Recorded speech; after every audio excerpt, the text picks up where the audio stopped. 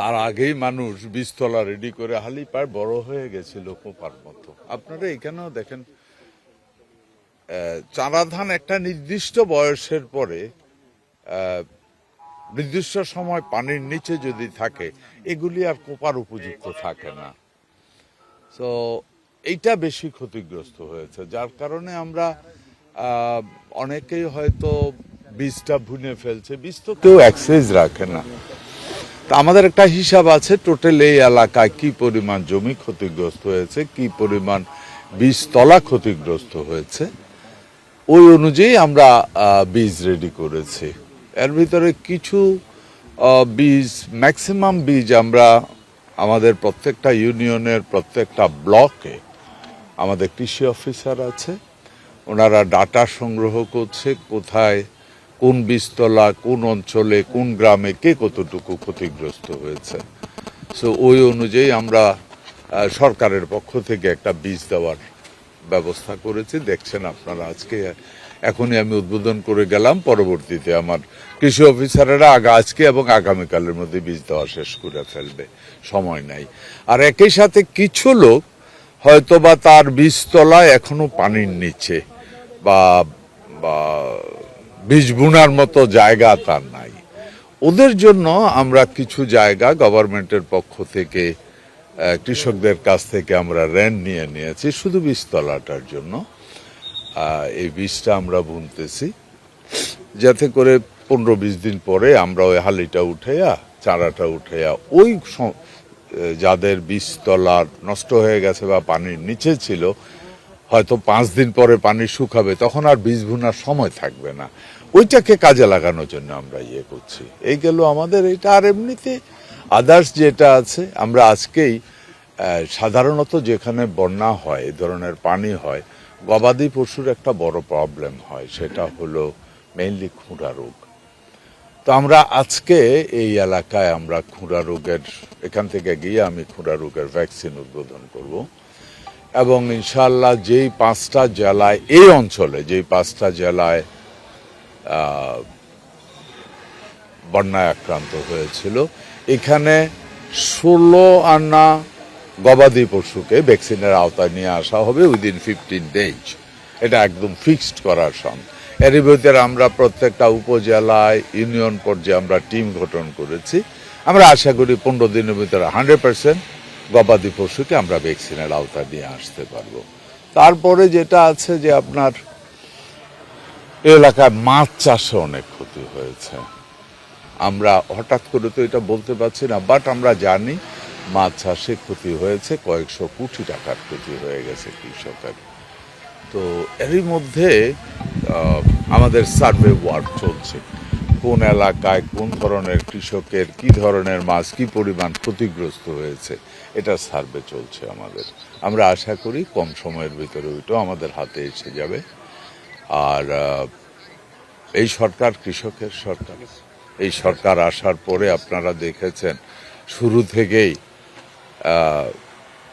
কৃষক বান্ধব কর্মকাণ্ডগুলি, যেমন স্টার্টিংয়ে যেটা 10,000 টাকা করে কৃষকের ঋণ মাফ করে দেওয়া, তেমনি করে এখন পর্যন্ত চলছে আমাদের কৃষি কার্ড। আজকে আমাদের কৃষি কার্ডের আমাদের ডাটা সংগ্রহ শুরু হয়েছে, ওখানেও আমি আনুষ্ঠানিকভাবে দেখব কিভাবে করে।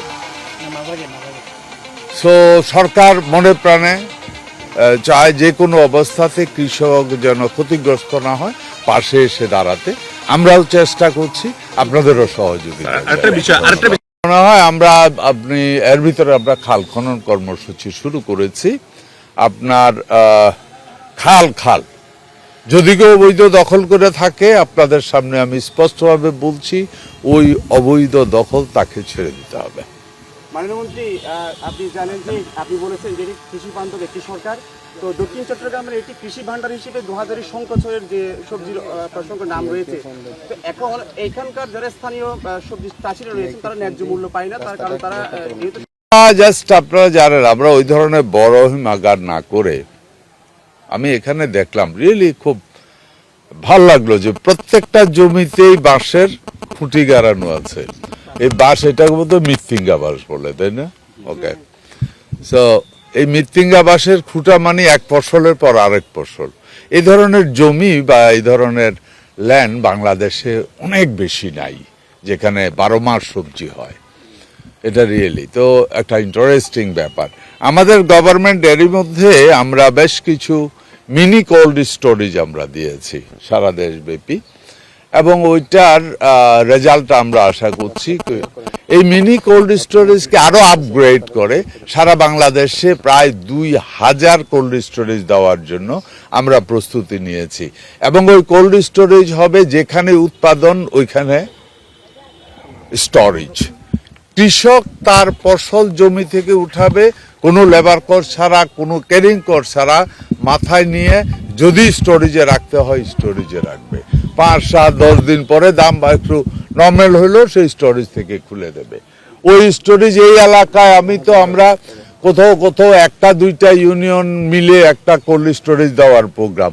আমার তো মনে হয় এই এলাকার যে অবস্থা, এক ইউনিয়নে 2-3টা দিতে হবে, কারণ এটাই নিয়ম, যেখানে উৎপাদন বেশি এখানেই যাবে। এবং এই কোল্ড স্টোরেজ হলো সত্যিকার অর্থে কৃষকের কোল্ড স্টোরেজ। একটাতে 10 টনের মতো রাখতে পারবে, ক্যারিং কস্ট নাই, ক্ষেত থেকে উঠাবে, মাথায় করে বা কাঁধে করে নিয়ে রেখে দেবে, দাম একটু বেটার হইলো। এখানে একটা জিনিস বলে রাখি, এই দেশের সবচেয়ে বড় যেটা সমস্যা, কৃষক তার পণ্য উৎপাদন করে সঠিক দাম পায় না। এটা হলো মূল সমস্যা। এই যে আপনারাও একই কথা বললেন। সো এই সরকারের প্রধান পলিসি যেদিকে যাচ্ছে সরকার, সেটা হলো কৃষক যেন তার উৎপাদিত পণ্যের সঠিক দামটুকু পায়। এই জন্যই সব প্রচেষ্টা, এই জন্যই কৃষক কার্ড, এর মধ্যে ডাটা থাকবে সবকিছু। জি, যিনি বলেছেন আপনি ওনার নামটা বলেন, হয় আপনি রাইট লোকের নেন নাই, অথবা উনি জানেন না কি পরিমাণ মনোবল আছে। আমি এর ভেতরে প্রত্যেকটা উপজেলায় একটা ফোর্স গঠন করেছি। আজকে আমার বক্তব্য আমি আপনাকে বলে দিলাম, আগামী 15 দিন পরে আপনি দেখবেন একটা গরুও বাদ নাই ভ্যাকসিনের বাইরে। মন্ত্রী, আমার একটা কোশ্চেন ছিল, এইটা সাঙ্গু বা শঙ্খ অববাহিকা খুবই সবজির জন্য খুবই বিখ্যাত, চট্টগ্রামের সবজির যোগান এখান থেকে হয়। আপনি বীজতলা তৈরি করছেন, ঠিক আছে, কৃষকদের কৃষি উপকরণ দিচ্ছেন, কিন্তু যে সবজি চাষি, এটা সবজির জায়গা মূলত, তাদের জন্য আপনারা কি করছেন? পানি শুকাক, আমরা সবগুলি সমস্যা, আমি একবারেই বলছি, এই সরকার কৃষকের সরকার। আপনি বুঝেন, কৃষক তার ফসল উৎপাদন করে দাম কমে গেলে ক্ষতিগ্রস্ত হয়, যার জন্য সরকার চিন্তা করছে প্রত্যেক ইউনিয়নে একটা করে মিনি কোল্ড স্টোরেজ দেবে।